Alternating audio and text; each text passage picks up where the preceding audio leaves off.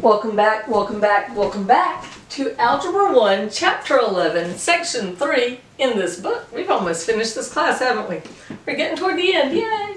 We've learned so much. Okay, so what we're going to talk today is called direct and inverse variation. And this is one of these things where it is taught both in science and in math. And bless their hearts, math just messes it up. Science is so much more logical, and so that had to bring up my southernism there and just say, math, bless your heart, but you do it wrong. So I'm going to teach it to you first the science way, and then I'll show you what math wants, their little convoluted thing they do. Alright, so if you have an equation, the variables in the equation can interact directly or inversely. For example, speed is distance divided by time. So I'm a runner. I've been running since I was 14 and now I'm old. Won't tell you how old. Still running. And I might run slow, but I'm still running. And I usually do a 5K, 3 miles, a little over 3 miles I go, in 30 minutes. And I know some of you are laughing because yes, that's 10-minute miles, isn't it? I mean, it's slow miles, whatever. It takes me a long time to get around, but I'm going, still going. My dad died young of a heart attack, and so I'm going to keep running, keep my heart in shape, and my goal is to outlive him. I'm not as old as he was when he passed away yet, but very close. So let's think about me running around the track, and doing my at least bi-weekly run. And what if one day I just get really excited and instead of going 3 miles, I go 4? Would in the same amount of time? Go me! Would my speed have gone up or down? It would have gone up. Because I went further in the same amount of time, I must be going faster. Does that make sense? Now, what if one day I stayed up too late playing Animal Crossing and goofing around and watching TV, and I do my usual 3-mile run, but instead of taking me 30 minutes, it took me 45, and my time goes up, and I go the same distance. Did my speed go up or down? It went down, because when my time went up, going the same distance, that means I'm going slow. I'm just poking around that track, probably feeling sorry for myself while I'm running. So what this means is, something varies directly if both sides of the equal go up together. If my distance goes up and time stays the same, my speed went up. They vary directly. If my distance goes down and my time stays the same, my speed went down. They vary directly. If one is in the numerator and the other one is in the denominator, they vary inversely, which means they vary oppositely. So when we had my scenario and my time went up, my speed went down.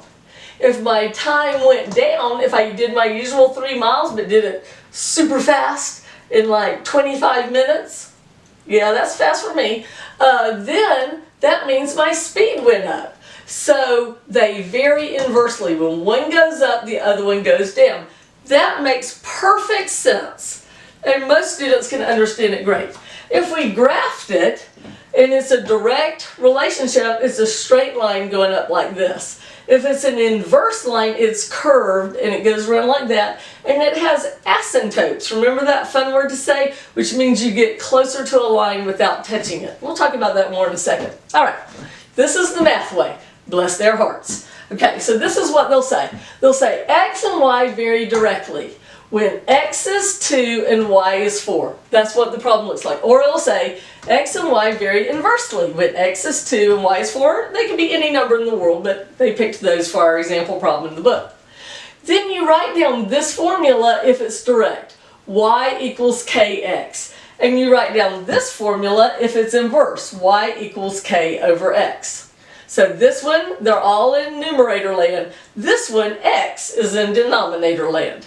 Then you sing the song, substitute, and we substitute x and y into that formula. So underneath y we write 4, and underneath x we write 2. Now we're going to solve for k.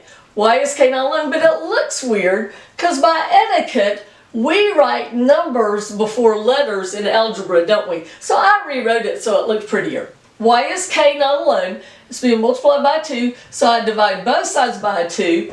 Those cancel out. 4 divided by 2 is 2. K equals 2, but you're not done with the problem. That is not the answer to the problem. You would think it is? No, it's not. What you do in the end is you go back, and where k is, you write 2.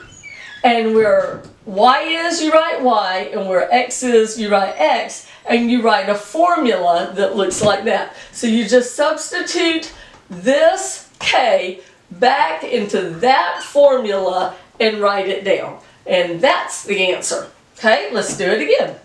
So this time they vary inversely. X is 2, y is 4. This is our formula. We sing our song, substitute, and then we put it in. For y we put 4, for x we put 2. Why is k not alone? It's being divided by a 2. So what's the opposite? Multiply by 2. What we do to one side we do to the other. Those cancel out, and k equals 8. So now, that's not the answer. We have to put it back into this formula.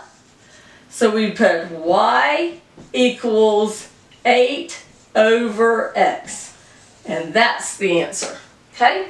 Now then, these were our two formulas, and the next problem they said, well, let's graph them. So our first formula is here, and we make an if-then chart. If x is 0, 0 times 2 is 0, y is 0. We can put a dot at 0, 0. If x is 1, 1 times 2 is 2. So if x is 1, y is 2, put a dot. Remember, this is y and that's x. And then if x is 2, 2 times 2 is 4. So if x is 2, y is 4, put a dot, and we get that pretty straight line. Of course, you would use a ruler and make it straight, but we're going to pretend it's straight, getting your pretend machine. All right, and now we can do our other one, which is this line. If x is 0, you're not allowed to divide things by 0, so we can't do that point. That's why it says no. So let's try if x is 1, 1 goes into 8, 8 times. So if x is 1, y is 8, 4, 5, 6, 7, 8. Are my dots up there? Okay? If x is 2, y is 4. 2 goes into 8 4 times. So 1, 2, 3, 4. I think that's the same point as my other one had. Okay? Yeah, it is. And if x is 8, 8 divided by 8 is 1. 1, 2, 3, 4, 5, 6, 7, 8. We have a dot out to x is 8, y is 1. The dot's right there. That's where I was just counting. Alright, so now I have this line, this curved thing that's going toward the 0, but it doesn't reach it up here because of it saying no. That's an asymptote. I'd write ass on the board, but then it looked like I was cussing, so we'll just say asymptote. Alright?